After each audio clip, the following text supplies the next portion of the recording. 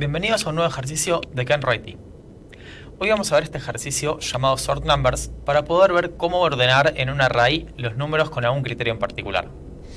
En este caso, lo que nos pide es que se nos da un array y queremos que nos lo devuelva ordenado de forma creciente. Para esto se pueden hacer muchas formas, hay muchas formas, es un tema bastante complejo dentro de lo que es la programación, lo que son los algoritmos de ordenamiento. Hay varios algoritmos de ordenamiento. Bubble Sort es uno, Merge Sort es otro. Y la realidad es que no tiene tanto sentido que nos metamos en este momento en detalle en este tema, sino que es algo un poco más interesante en la perspectiva teórica, porque ya hoy en día los lenguajes de programación tienen esto hecho de una forma bastante automática para que no tengamos que preocuparnos por esto, y lo hacen de una forma bastante eficiente.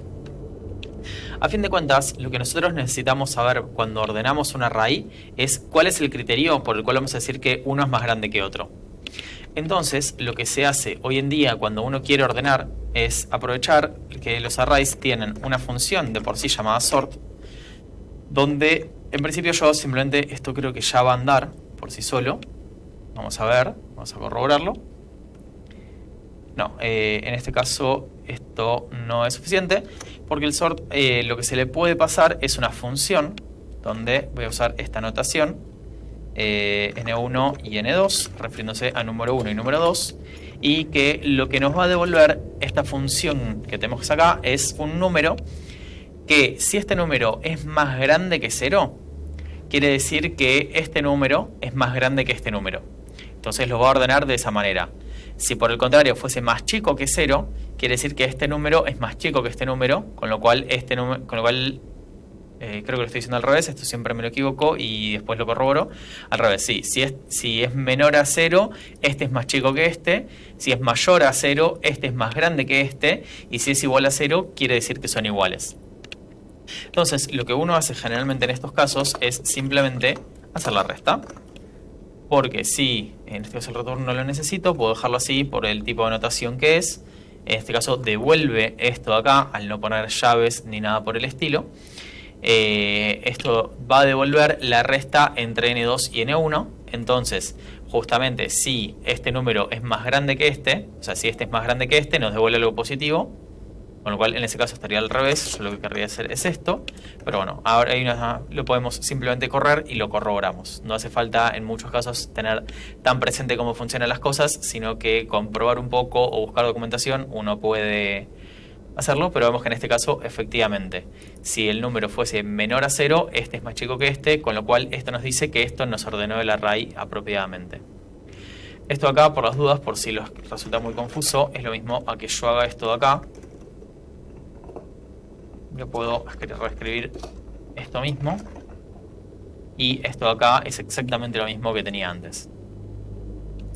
Si yo quisiera reordenar esto para que quedara bien, los algoritmos que uno puede seguir podrían hacer, por ejemplo, el siguiente procedimiento, y si quieren no sería un mal ejercicio que lo intenten hacer de otra manera para pensar un poco las complejidades que atrae que nos conlleva el ordenar.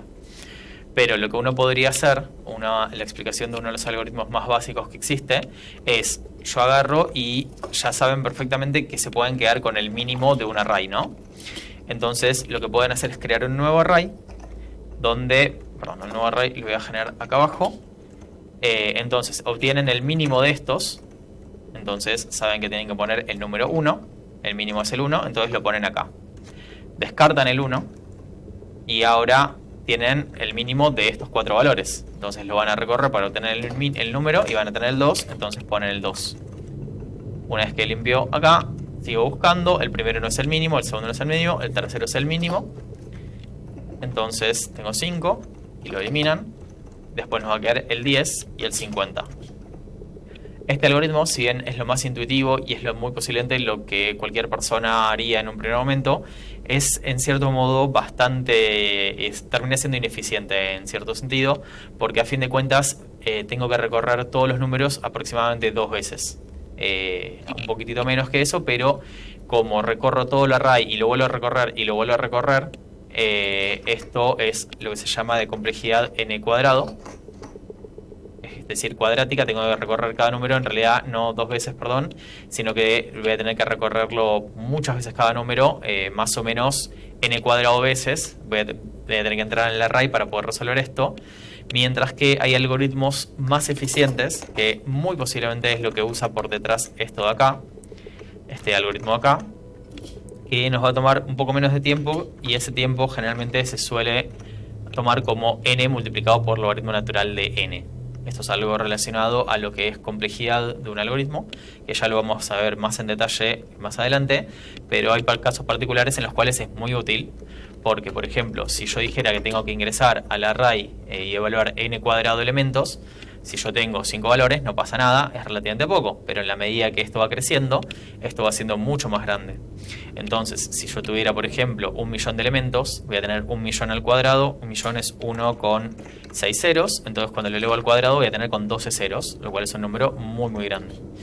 Y acá, si yo hago 1.000.000 con lo que sería el logaritmo natural, nos va a dar un número bastante más chico, que aprovechando un poco el uso de la calculadora, lo que tenemos es que en la calculadora lo hice manualmente acá, y no lo van a poder ver, pero va a ser 1 es 6, y el logaritmo natural de 1.000.000 es un número tan chico como 13, 13,815 para ser un poquito más explícito.